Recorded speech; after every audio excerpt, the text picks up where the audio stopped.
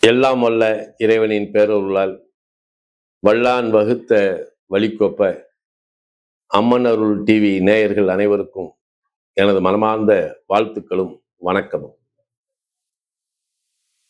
இப்ப நம்ம எல்லாருமே என்ன செய்யறோம் அப்படின்னா, வாழ்க்கையில தடுமாற்றங்கள் அப்படின்றது இயற்கையாக வருவதுதான்.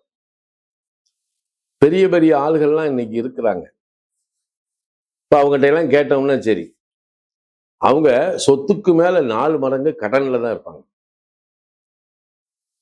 சாமானியன் என்ன செய்வான், நமக்கு தான் இன்னைக்கு தான் கடன் கொடுக்குறவன் என்ன ஆசையை காட்டினா இவன் கடன் வாங்குவான்னு சொல்லித்தான் விளம்பரமே கொடுக்குறாங்க. ஆனா வாழ்க்கையினுடைய அத்தியாவசிய தேவைகளை பூரா கடன் கொண்டுதான் இன்னைக்கு செய்ய வேண்டிய சூழல்ல மக்கள் இருக்காங்க. ஏன்னா வாங்குற சம்பளம் குழந்தைகளுக்கும் வாழ்க்கைக்கு சரியா வரும் அப்படின்ற ரீதியில ஏதாவது சேமிச்சு நம்ம ஏதாவது உருவாக்கணும்னா சேமிக்கக்கூடிய பழக்கம் நமக்கு கொஞ்சம் கூட இல்லை. அதனால கடனை வாங்கி அதுல ஒரு இன்வெஸ்ட்மெண்ட், ஒரு பொருளை உருவாக்குறது அப்படின்னு இருக்கு. நிறைய பேர் கடன் வாங்குவான். ஆனா கரெக்டா ஒரு வீடு வாங்கினா வாங்குவான், வண்டி வாங்குறதுக்கு வாங்குவான். என்ன இதுக்குத்தான் நம்ம கடன்னு போவோம். இன்னைக்கு என்னென்னதுக்கோ பர்சனல் லோன் போட்டு என்னென்னமோ பண்ணிக்கிட்டு இருக்காங்க. ஆனா இப்ப நம்ம கடன் ரீதியாக மனித வாழ்க்கையில் ஏற்படக்கூடிய பலவிதமான கஷ்டங்கள் தான் சொல்லணும். இதை இப்ப நான் சொல்ல வர்றது என்ன அப்படின்னா, ஒரு ஒரு கணவன் மனைவி, அவர் உண்மையான ஒரு உழைப்பாளி, பாடுபடுறாரு. அவரு குடும்ப தேவைக்காக என்ன செய்யறாரு, கடன் கொண்டு ஒரு சில விஷயங்களை பண்றாரு. ஒரு 2 குழந்தை இருக்கு. இந்த குழந்தைய வச்சுக்கிட்டு இவருக்கு இருக்கக்கூடிய வருமானத்தை அப்படியே கொஞ்சம் கடனை வாங்கி சிக்கனமா ஒரு வீடை வாங்கிடுவோமே அப்படின்ற ரீதியில எல்லாம் முயற்சி பண்றவங்கள நம்ம பாராட்டித்தான் ஆகணும். இந்த கடன்னால நமக்கு என்னென்ன பிரச்சனை வரும் அப்படின்னா, இப்போ ஜோதிடத்துல லக்கணத்துக்கு 6ஆம் பாவம் அப்படின்னு இருக்கு. லக்கணத்துக்கு 6ஆம் பாவம், நீங்க எடுக்கிற மாதிரி ராசிக்கு 6ஆம் பாவம் எடுத்துக்கலாம்.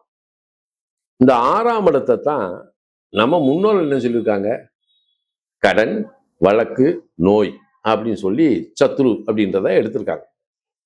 ஆனா 6ஆம் பாவத்தினுடைய தன்மை அதுல என்ன மாதிரி வெளிப்படுது அப்படின்னா, ஒருத்தனுக்கு 6ஆம் பாவம் நெருப்பு ராசியாக வந்தா அது நோயின் தன்மையை சுட்டி காட்டும். அதே 6ஆம் பாவம் நிலத்தத்துவமாக இருந்தால் அது உழைப்பையும் உயர்வையும் கொடுக்கும். அதே 6ஆம் பாவம் காற்றாசியாக இருந்தால் அவனுக்கு வழக்கு, லிட்டிகேஷன் வரும்.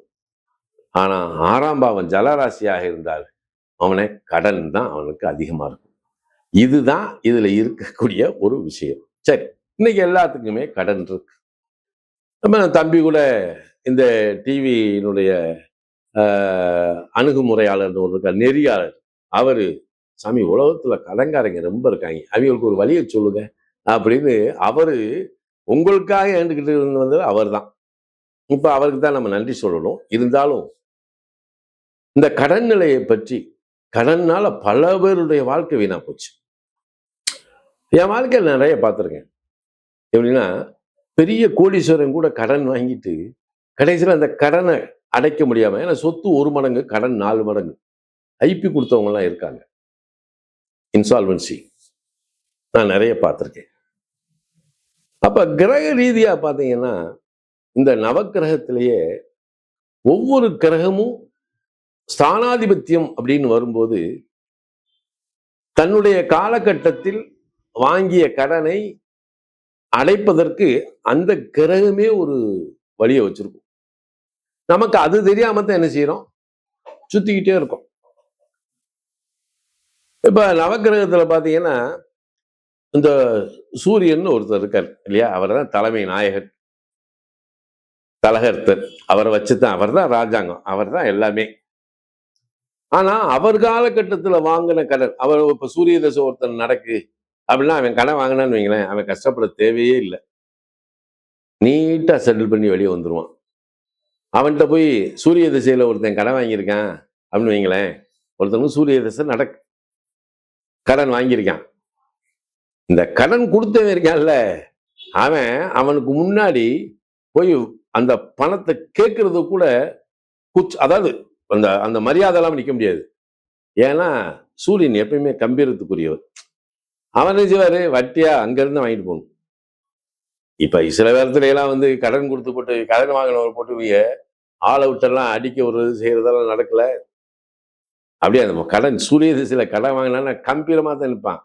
அப்படி தூக்கி போட்டு ஏன்னா இந்த கவர்னி அதாவது மயிர் நீக்கி வாழ கவரிமான் ஜாதி மாதிரி அவங்க அப்படி தூக்கி போட்டு போயிடுவாங்க.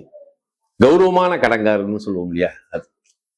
இப்ப சந்திர திசையில ஒருத்தன் வீடு வாங்குறான், அதாவது சந்திர திசையில ஒருத்தன் கடன்காரன் ஆகுறான் அப்படின்னா அவன் ஏதாவது சொத்து பொத்து வாங்குறதுக்காகத்தான் அந்த கடனை வாங்கியிருப்பான். வாங்கின கடனை வேகமா அடைக்கிறதுக்கு உண்டான சூழலை சந்திர திசையே காட்டிடும். என்ன அது ஒரு 10 வருஷம் இருக்குல்ல, அந்த காலகட்டத்திலேயே காட்டிடும். சந்திர திசையில கடன் வாங்குறவனு வீணா கடன் வாங்க மாட்டான், ஏன்னா ஒரு பிரயோசனமாக்கிடும். இதுல இந்த செவ்வாய் தசைன்னு ஒண்ணு வரும். இந்த செவ்வாய் தசையில கடன் வாங்கிட்டாங்கன்னு வைங்களேன், இது என்ன செய்யும்னா பெரிய கைகலப்பு, மனஸ்தாபம், சில நேரத்துல அடிதடி. கடன் கொடுத்தவன் என்ன செய்வான், ஃபோர்ஸ்ஃபுல்லா வந்து நிற்பான். இவன் என்ன செய்வான், உக்கிரமா நிற்பான். அப்ப இவங்க 2 பேத்துக்குள்ள என்ன சமாதானத்துக்குள்ளேயா போகும்? அதுல செவ்வாய் தசையில கடன் வாங்கிட்டு கடன் அடைக்க முடியாம இருக்கிறவங்களுடைய பாடு இருக்கு பாருங்க, ரொம்ப கஷ்டம். கூசாம கடன் வாங்குறான் பாருங்க, அது எந்த திசை தெரியுமா? புதன் தசை நடக்கிறவங்க பூராமே கூசாம கடன் வாங்குவாங்க. அதுக்கும் அந்த புதன் தசை நடக்கிறது இவங்களுக்கு எப்படி தெரியும்னே அந்த கடன் கொடுக்குறவன் அவனை பார்த்து தேடி போய் கொடுப்பான். ஏன்னா மெழுக உருக்குறது மாதிரி பேசுவான் யாரு, அந்த புதன் தசை நடக்கிறவன். ஆனா குரு தசையில பணம் கடன் வாங்குறான்னா அவன் நீட்டா எங்க வாங்குவான், பேங்க்ல போய் தான் வாங்குவான், பிரைவேட்ல வாங்கவே மாட்டான். பேங்க்ல வாங்குவான், டீலிங் கரெக்டா இருக்கும், டீலிங் முடிச்சிருவான். ஏன்னா இது இயற்கையா நடக்கக்கூடியது. சுக்கிர தசையிலாம் பெருசா அவன் கடன் வாங்குறான் அப்படில்ல, கடன் வாங்குவான், அதை யாருக்குமே தெரியாது, கடன் அடைச்சிருவான். இந்த சனி தசையில கடன் வாங்குறவன் தொழில் வர்த்தக ரீதியா வாங்குவான். ஆனா அந்த வாங்கின கடனுக்கு அதிகமான ஒரு வட்டியவும் தொழில் ரீதியில வரக்கூடிய அத்தனை பணத்தையும் வட்டிக்காகவே செலவழிச்சிருவான். ராகு கேது தசையில எல்லாம் வந்து கடன் வாங்குறவன் பூராமே பாருங்க, ராகு தசையில கடன் வாங்குறவன் சில நேரத்துல கோர்ட்டுக்கு போக வேண்டிய நிலையெல்லாம் வந்துருது. ஏன்னா லிட்டிகேஷன் போட்டு தான் அதை கிளியர் பண்ண வேண்டியது இருக்கு. கேது தசையில கடன் வாங்கினவன் கடன் கொடுத்தவனை பார்த்து கொஞ்சம் கூட பயப்பட மாட்டான். ஏன்னா அப்படியே ஒரு புன்சிரிப்போட பதில் சொல்லுவான். இந்த கேது திசை கேது திசை பெருசா கடன்காரன் ஆக்காது, இருந்தாலும் வாங்கினா இப்படித்தான். இப்ப இந்த நவக்கிரகங்கள் வந்து அந்த தன்னுடைய குணாதிசயத்துக்கு தகுந்த மாதிரி தான் மக்கள்கிட்ட கடன் வாங்குறவனையும் கடன் கொடுக்குறவனுடைய உறவை வந்து அது பாதுகாக்குது.